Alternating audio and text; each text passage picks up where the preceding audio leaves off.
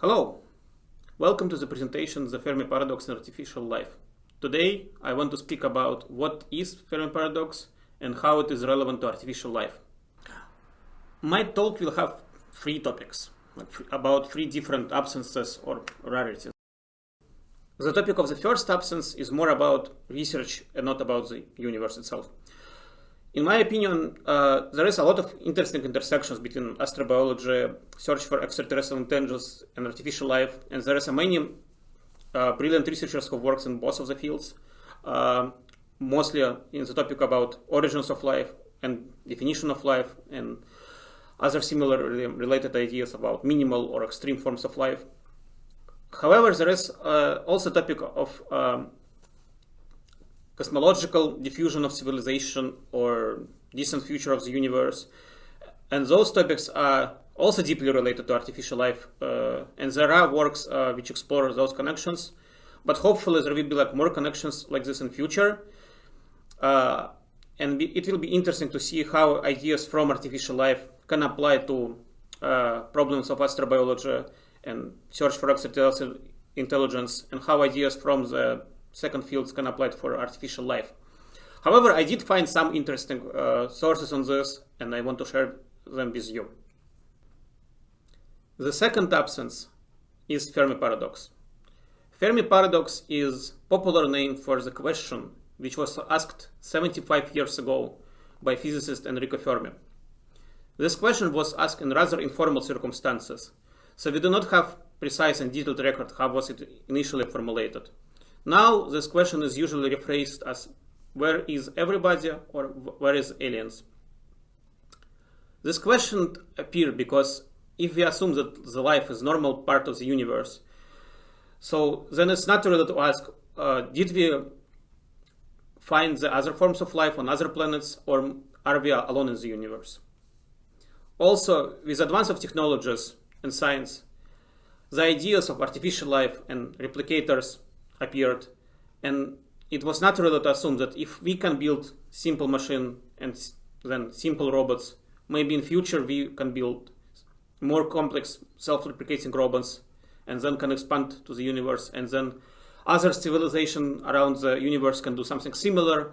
And if you take this picture of geometrical expansion or diffusion, then even if some civilization did that, those civilizations will expand, and despite the slowness of interstellar travel, the nature of this diffusion is somewhat exponential, or at least geometrical, and then it will mean that it will be possible to diffuse across the galaxy in order of magnitude of tens of million years, which is not very long in geological and astronomical timescale.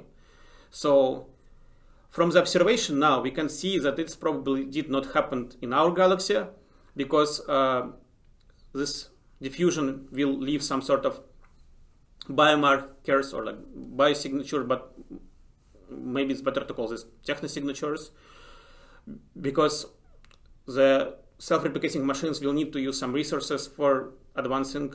So this is rather strange that we do not see anything like this. Of course, we also do not see any evidence of direct contact, or we did not receive any signals to us. So this means that for now there is this absence of alien life, and this absence have a name of Fermi paradox or great silence. What is relevant for artificial life, that in almost all of these scenarios for propagation across the galaxy, machines, self-replicating machines, have a big role, because biological organisms are not that resilient in terms of extraterrestrial travel, and it's much more easier to build some sort of the intelligent machines, send those machines, and those machines have the name of the Bracewell probes or von Neumann probes, and then those machines will land on some exoplanets and will repeat process, and we will not need to wait for biological creatures to do the same. However, we do not see evidence for that, and this is strange, at least for some people.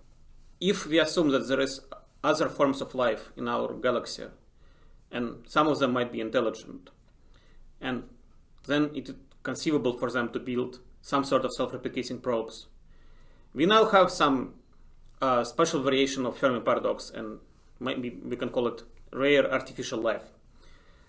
What it means that for some reason it is not very frequent that somebody can successfully build and launch this process of self-replication diffusion. And what might be the reason for that? If we skip the explanations that it might be not yet happened and maybe we'll be the first ones, or maybe the civilizations have interest in other things to do, there are two big possibilities which I want to discuss. The first one might be related to the technical impossibility to make this, but it seems a little bit strange because we have the examples of biological life which can successfully do something similar in terms of self-replication. And we also have examples of current machines and current technologies which can do a lot of physical processes the same as biological ones, but much more efficiently. So it's not very clear why it will be technically impossible to build more advanced self-replicators from the mechanistic perspective. However, there is at least one way to discuss the possibility of very hard and very rare emergence or creation of successful self-replicators. And we can discuss it with use of anthropic reasoning. Anthropic reasoning is a way to discuss observational selection effect, but especially self-observational selection related to self-sampling assumption. This is the idea that for some events or some conditions, for example, for the laws of the universe or for the basically any non-ergodic history, the past events are affecting the current state, and therefore the typical distribution of events might be different from the distribution which was experienced by the history of observer.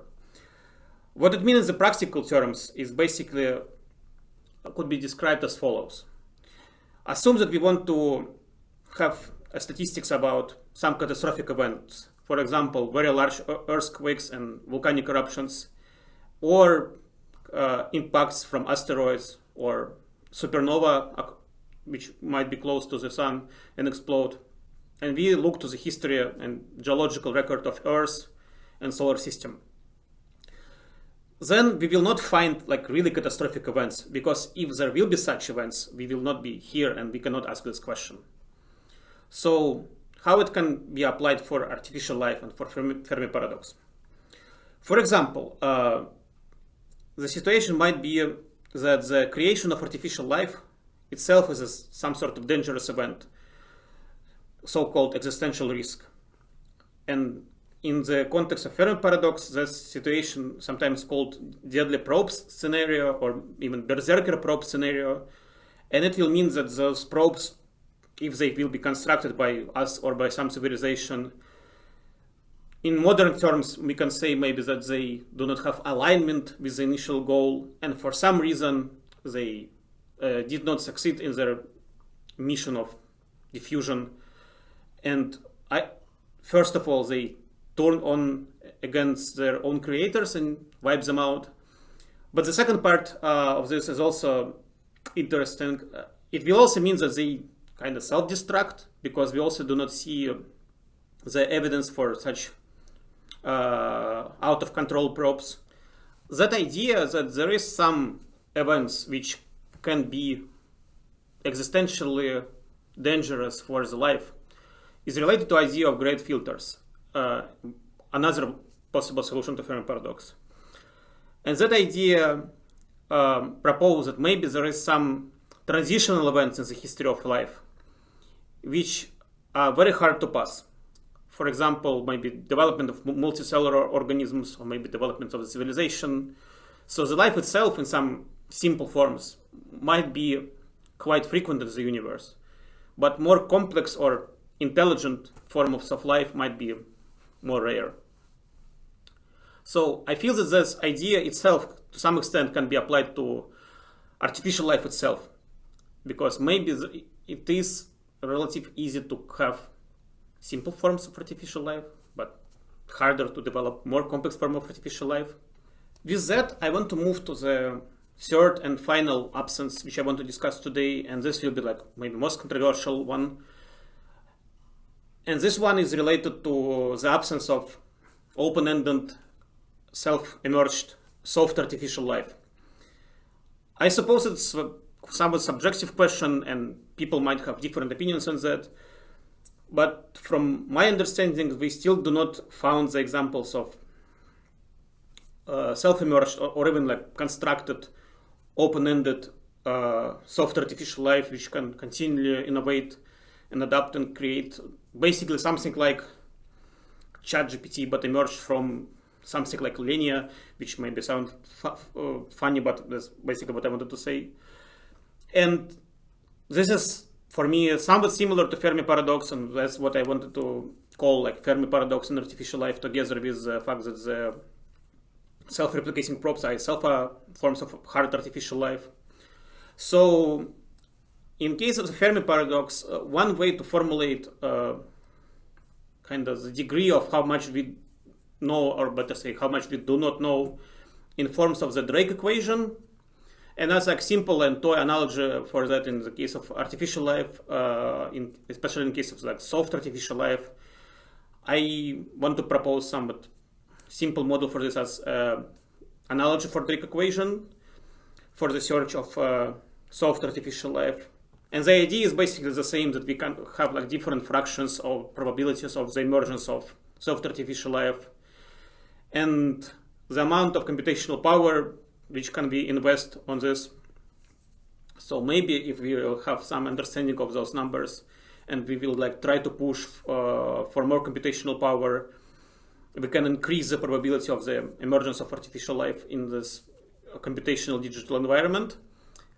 However, there is like one interesting possibility which is related to other line of work in our unit, and this is related to the fact that maybe the increase in computational power and increase of computational efficiency will lead to some sort of more mortal computation, how it was called by Hinton. And this is the idea that maybe we'll go back to some sort of analog or noisy computation instead of the like kind of classical sequential, well-defined Turing-like computations. So maybe in some sense it means that the soft artificial life is hard, something like this. But yeah, basically that's like some sort of simple equation to put that idea in very compressed form. It does not really can say how it's easy to make the artificial life. And also maybe there is some sort of trade-off between how easy it is to see the emergence of self-replicators and how flexible and open-ended environment is. Maybe if environment is like really simple, it will be frequent to observe the emergence of self-replicators in simple form, but because the environment is not flexible enough, it will be hard to have open-ended self-replicators. So there is some sort of trade-off, and there is some sort of search for optimality. Another idea for this is maybe to some extent we need to give up on the spontaneous aspect for emergence of self-replication, and how people now do with visual large language models and with quality diversity search. We need to use some sort of more guided approach and try to directly search for more plausible and for more kind of habitable and digital environments. So that's also a way to put this. And finally, I want to say that the situation with this digital or soft artificial life Drake equation is somewhat even more complicated than with biological life, because for biological life we know that there is at least one example for biological life in forms of us and other animals and plants and microbes and everyone. For this soft artificial life we do not have yet example. Thank you very much. I want to say thank you to my supervisor Dr. Tom Froese and to organizers and reviewers of this conference. If you want to see updates for my talk and project, you can see them on this QR code. Thank you. So this is a matter of life and death Computational Model of Terror Management Theory by Jeremy Pitt, Matthew Scott and Aisha Shah. So the basic premise of this presentation is this. It's an almost universal characteristic of living organisms is a tendency to die. This applies to almost everything from all kinds of biological systems, from single-celled organisms to complex mammals, social systems such as clubs, societies, institutions and governments, and even physical systems like planets and stars. So if ALife as a subject studies ALife as an artificial system that exhibits the behavioral characteristics of a living system, then we should examine what we might call a thanatology, the scientific study of artificial death. And this has been seen in creatures, apoptosis, as a programmed cell death, and time-to-live parameters in packet-switched networks. But the artificial systems here don't actually have an innate awareness of their own mortality. So we can ask, functionally, what would it be like if an artificial system were aware of its and others' mortality? Moreover, we can actually ask questions of normative nature. Should an artificial system be aware of its own mortality? Then the practical question is, what are the implications of going beyond agentic AI, where agentic AI is the study of autonomous systems that are composed of multiple components that can each make decisions and perform tasks without human intervention. But what happens when we converge agentic AI with socio-technical systems and have interacting human intelligence, or enlife, with computational intelligence, or ALife? So the experimental environment we're going to investigate these questions is a two-degree grid world, a bit like cellular automata. Now, ALives are not going to be stationary in the cell, they're going to be moving around. So instead of neighbours, they're going to have a social network, but there will be a distant-based neighbourhood. As well as the ALives, there are also going to be these monuments. These monuments are going to include temples to the heroic and tombstones for the less so. And then any game or experiment is going to proceed in rounds, and each round, each ALife is going to move about, make a decision, and then interact with others. And then they're all going to get older by 1 unit. So the crucial thing here is the decision. And the decision has to be made in the context of a dilemma where each round, a row of the ALife have to be eliminated. So therefore we need number V of ALife volunteers to self-sacrifice. The problem is, if the V is less than rho, then the population will decline from overcrowding. Whereas if V is greater than rho, the population will also decline, but now from loneliness. So this gives us the requirements for our ALives. They have to make a decision in the context of this cooperative survival situation. And so this is a generational thing, which is another variation on Conway's game with life. And the ALife next state is going to be based on internal reasoning rather than external rules. So the ALife behavior is going to be conditioned by 3 decisions that it makes. So first of all, it's going to have to move around, and this is going to be based on a policy inspired by the psychological theory of attachment theory. Then they're going to have to interact with other agents, and this is also going to be a policy inspired by attachment theory. And finally, they have to decide whether or not to self-sacrifice.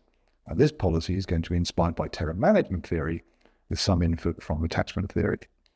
Then we have one ALife behavior, which is a product of inevitability, and that is that they're all going to get older. And so the stochastic lifespan of an ALife is going to be modeled by the Gompertz distribution, the cumulative probability of death by a certain age. They're also going to have to reproduce. The number of offspring is going to be determined by a factor R0. And if the number of volunteers is close to rho, then R0 stays the same. And so then if it's 2, then the population is going to be stable. So drilling down into these behaviors, first, the movement policy is inspired by attachment theory. So attachment theory provides a lens for examining how early relationships between infants and caregivers shapes emotional behavior and decision-making throughout life. The theory supposes that behavior is then influenced by someone's attachment orientation, and defines these attachment orientations along dimensions of a dependence, which can be low and high as a model of the self, and avoidance, which can be low or high as a model of others. And this results in 4 primary styles: secure, preoccupied, dismissive, and fearful. Then movement around the 2D grid world depends on the attachment type. A secure agent will move to the centroid of the social network. A preoccupied agent will move to the centroid of the neighborhood. But a fearful agent will move away from the centroid of the neighborhood, and a dismissive agent will move towards the centroid of its social network. Secondly, we specify the interactive behavior also according to the attachment archetype. After an elimination event, we initiate the post-traumatic stress protocol And let's face it, self-sacrifice and elimination are likely to be quite stressful. So what happens is that for each ALife pair, ALife A can send a check message to ALife B according to its probability P check, and ALife B can reply with an ACK message according to its own probability P ACK. This is symmetric, of course, so ALife B can send a check message to A according to B's probability for P check, and agent A can reply with an ACK message according to its own probability P ACK. Now, these probabilities are defined by the archetype. So, for example, a secure ALife has a higher probability of sending an ACK than a check, but a fearful ALife has a higher probability of sending a check than an ACK. Preoccupied and dismissive agents have the same probability for sending each message type, but this probability is higher for preoccupied ALife than for a fearful ALife. Finally, for each interaction, an ALife A updates its esteem for agent B using two coefficients alpha and beta. Protocol completes and A's esteem for B is positively reinforced towards 1. The protocol does not complete, the esteem is negatively reinforced towards 0. Finally, we have the third decision-making behavior, which is the decision whether or not to self-sacrifice. This is going to be based on terror management theory, which is a theory of social and evolutionary psychology. Basically, it pits the instinct for self-preservation against the awareness that one's death is both inevitable and yet unpredictable.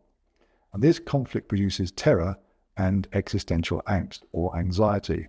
The central proposition is that anxiety can be managed through social, i.e. interpersonal, and cultural beliefs that defy this physical and biological reality. So a challenge for us is to build a mathematical and computational model of TMT. This is what we're going to describe next, but note that this is just a first approximation. Finally, the third and crucial behavior in this context is the decision to self-sacrifice. This is based on an ALife self-sacrifice module, which is in turn computed by three primary motivations, where each motivation is going to be a composite of a number of signals. These three primary motivations are mortality salience, worldview validation, and relationship validation. Mortality salience is the awareness that one's death is unavoidable and that all attempts to defer it are indefinitely are ultimately futile, whatever some tech bros might think. TMT posits that humans try to distract themselves from thinking about it, but implementations of mortality are always intrusive. TMT also postulates that investment in cultural worldviews and self-esteem serve to buffer the potential for death anxiety. So worldview validation is based on the extent to which beliefs are shared with others, and relationship validation is the strength of various social and kinship relations. I believe that these motivations are influenced by 10 constituent signals. The output is an indication of the willingness to self-sacrifice for the benefit of the collective. So the stronger the salience and more reassured and confidence in worldview relationships, the more likely an ALife is to volunteer to self-sacrifice. Then if we look at the 10 signals for each motivation, mortality salience is computed from 4 constituent signals: tolerance to accumulated observed social network eliminations, tolerance to accumulated observed neighborhood eliminations, the relative age of the agent with respect to its social network, and its proximity to various memorials, both tombstones and temples. The worldview validation is computed by comparing and averaging an ALife's worldview with the worldviews of other ALives, firstly in its social network, and secondly within the same neighborhood. In our case, the worldview of each ALife is an opinion of 2 dimensions, crowdedness and the gradient of population growth, and these are compared with the worldview of another ALife. According to the attachment type, give 2 bits of information which extend the worldview.